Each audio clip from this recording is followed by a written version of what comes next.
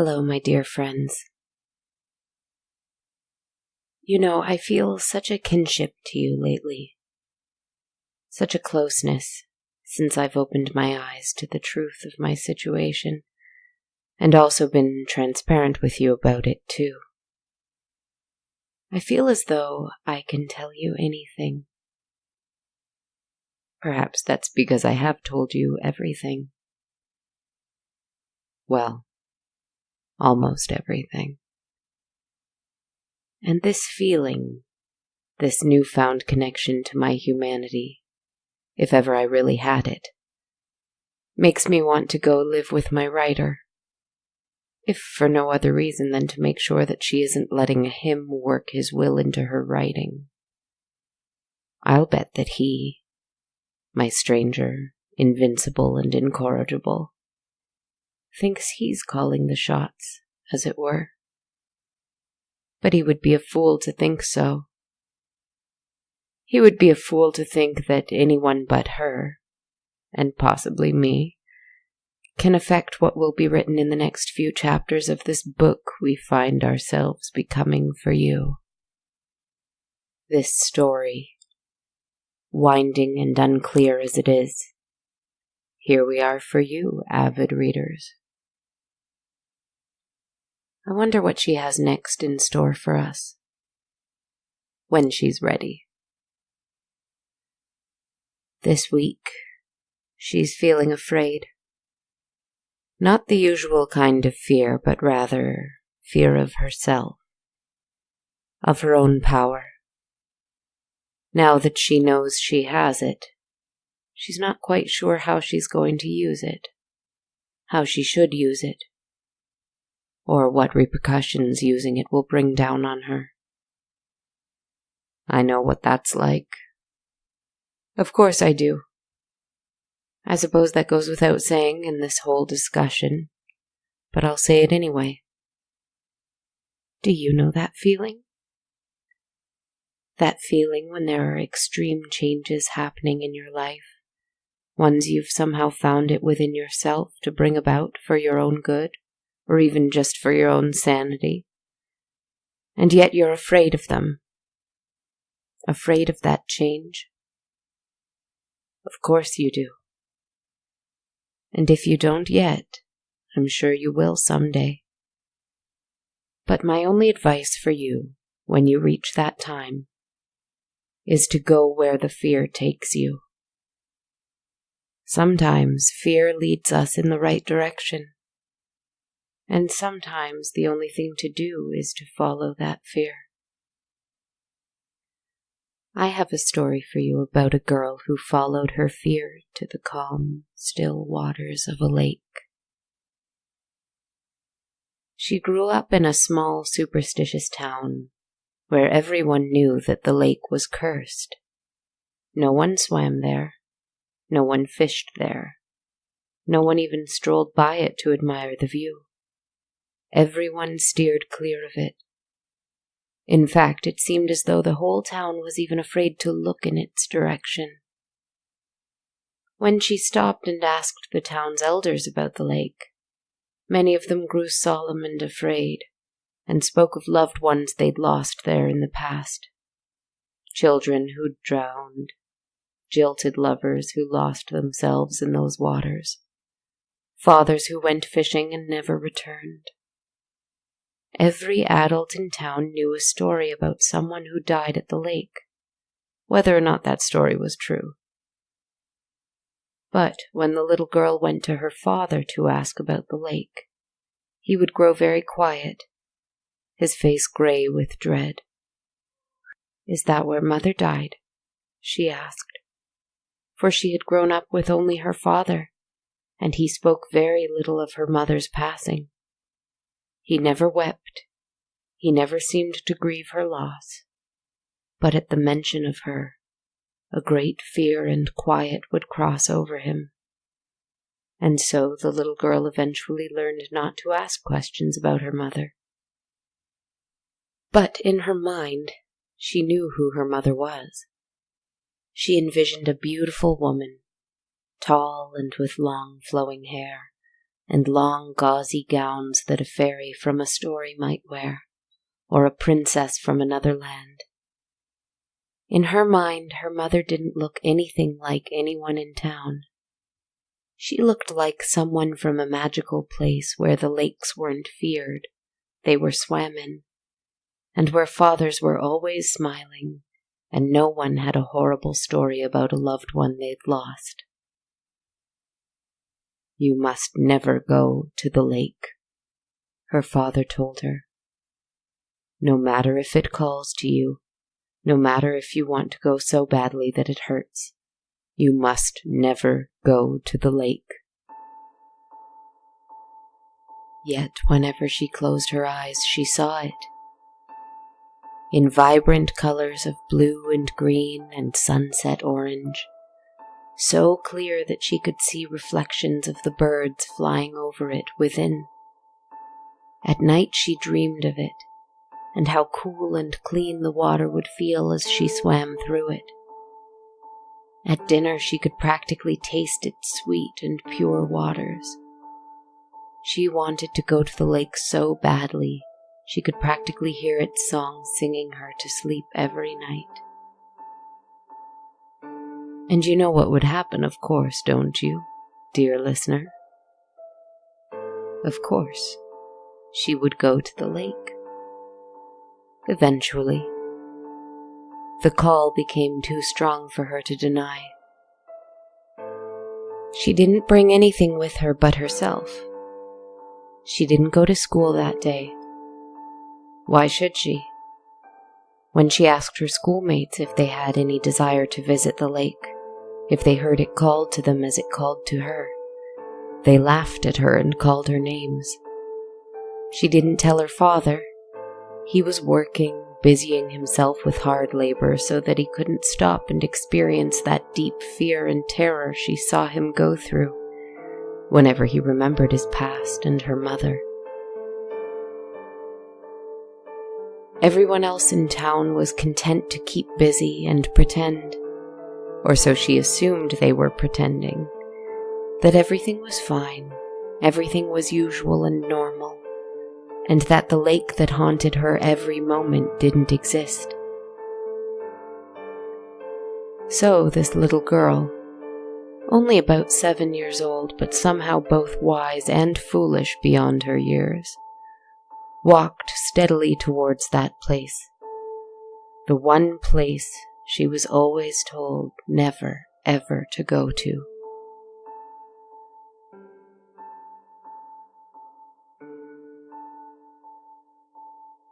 When she reached the shore, she gasped at how lovely the place was. The sun cast a warm yellow glow across the waters, and the willow trees shaded her from it in a cool, comfortable embrace. A single tree stood in the middle of the lake, all by itself. Its branches were bare despite it being summer. This intrigued her.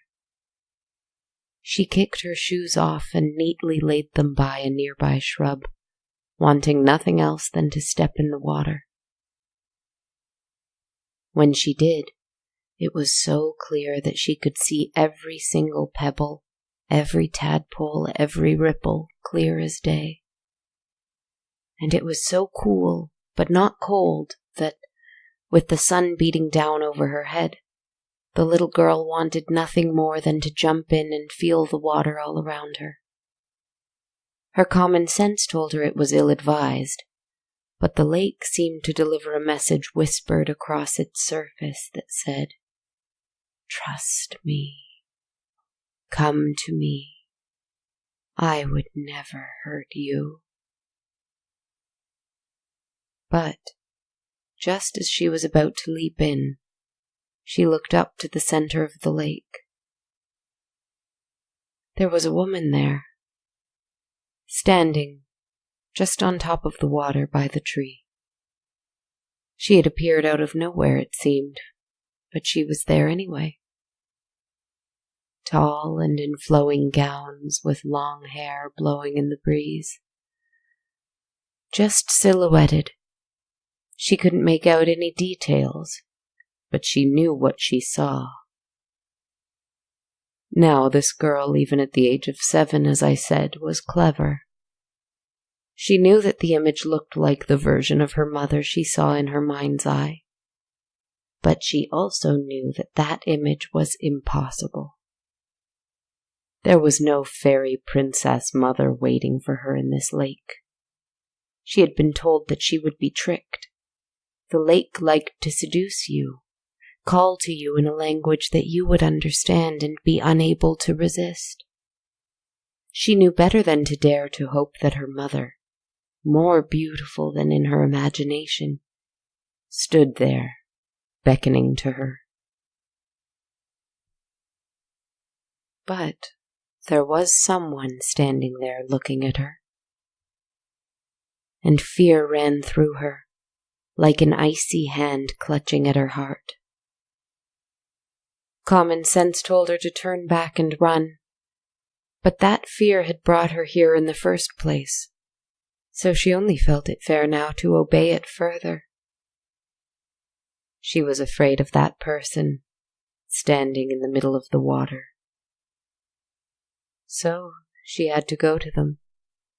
She had to make her way to that tree. She slowly began to wade out. As she swam, slowly but steadily, her limbs seemed to know exactly what to do, despite the fact that she'd never swam before. At the same time, the sun began to shrink behind gray clouds, making the water around her a dark shade of blue now, no longer golden and warm. And the water became no longer just cool, but freezing. She shivered, but she kept swimming. It seemed she heard the cries and whispers of lost souls.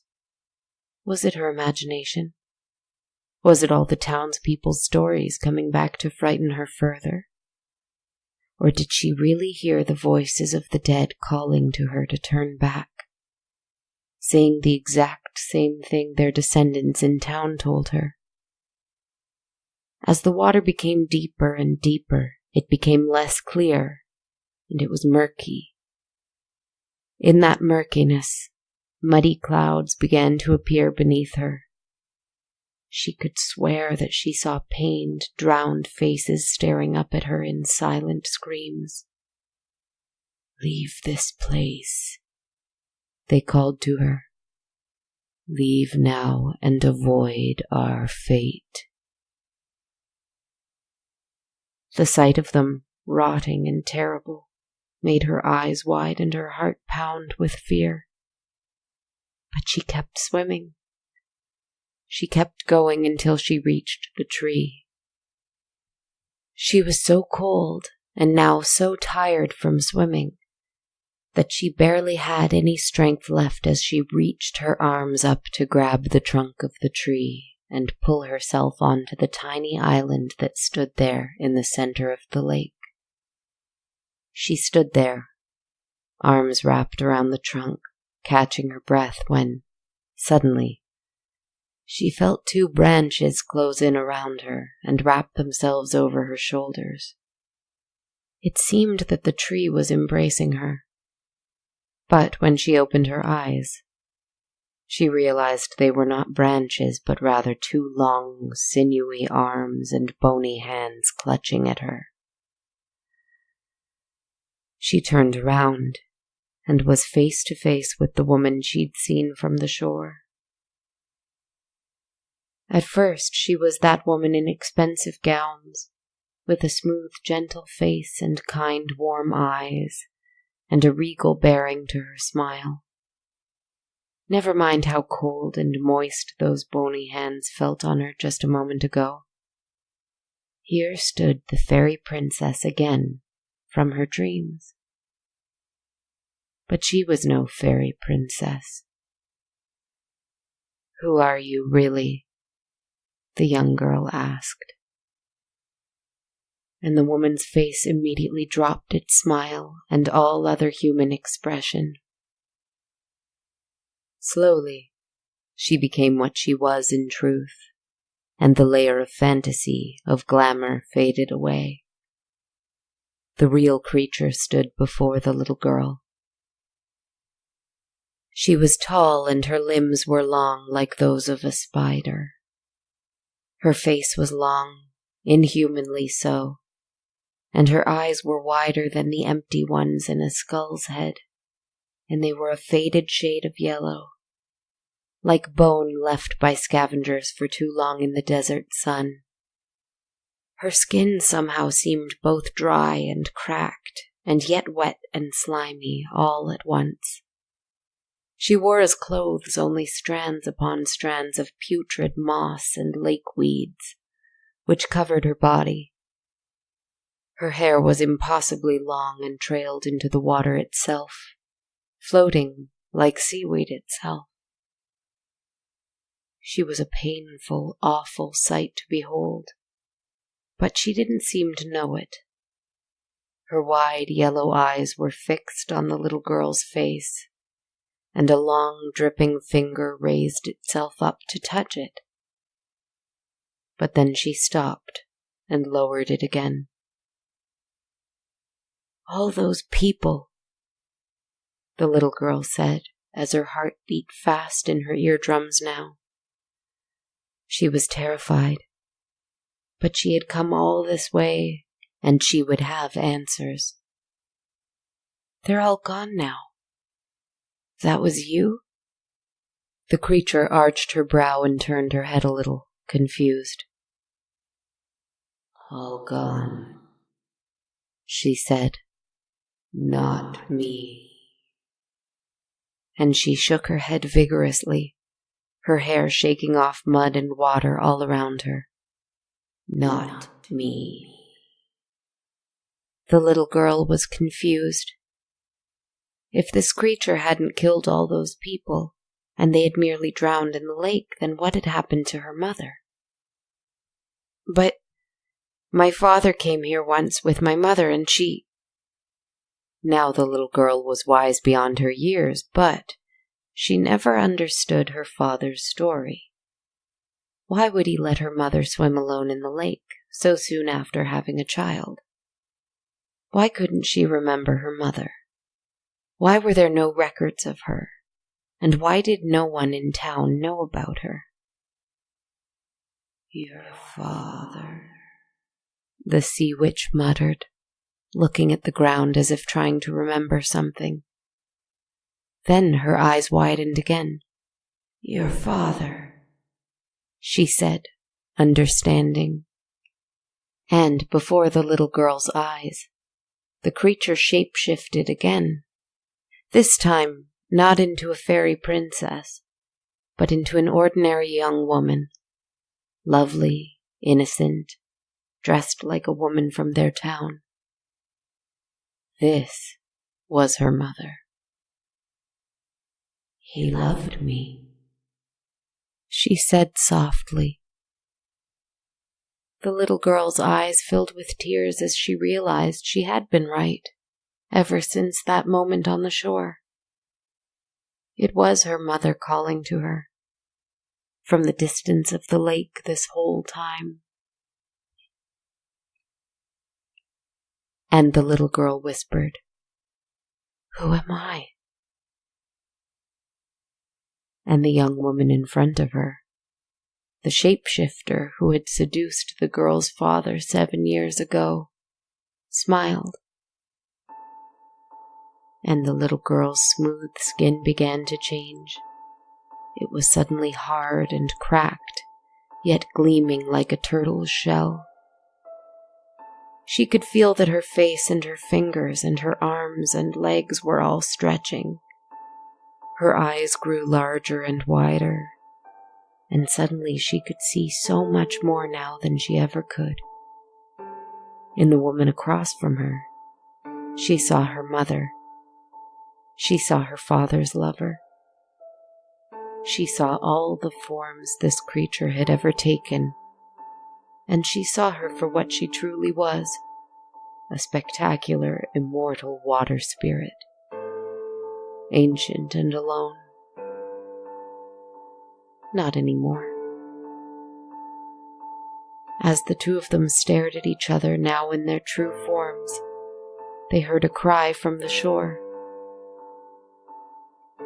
Her father stood there, watching them both.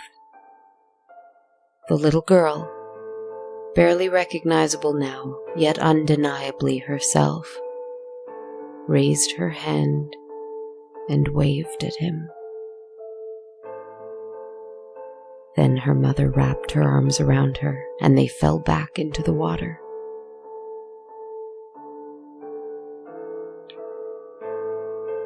Do not pity the man who lost both of his loves to that lake, for they weren't really lost. He began to go to the lake again. At first they didn't come to him, but he would still sit by the shore and wait. Soon he started to take a little boat out, and he would simply speak to them, even if they didn't show him they were listening. And eventually, they would come to him, sometimes in their true forms, and sometimes not. They would swim rapidly in the water, frolicking around the boat, or they'd sit by their tree and watch the sky, or braid each other's long, weed-like hair. And he loved to watch them, he'd find. Whether they looked like the human family he had loved, or whether they looked like two strange, monstrous wonders, he decided he must love them fully and unabashedly. For they were his, and he was theirs. So the story is about a little girl who found her mother. But it's also about a man who loved a lake. That girl wasn't afraid of her true nature or her power, even if it might be terrifying to others. And she ended up finding the love she'd always wanted. They all did. We can too, can't we? Me, my writer, my stranger. You, I'm sure. But how do we do that? Do we dive into the thing we're most afraid of? Will someone be there to catch us? I don't know. I suppose I need to find out. Deep breath.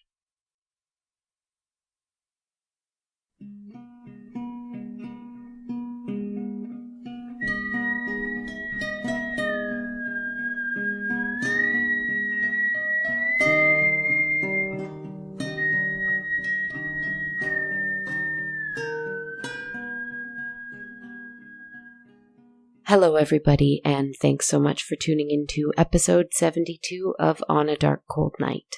This is Kristen, the aforementioned writer, the podcaster, the composer, producer, marketing department, etc. How are you this week? Well, I hope.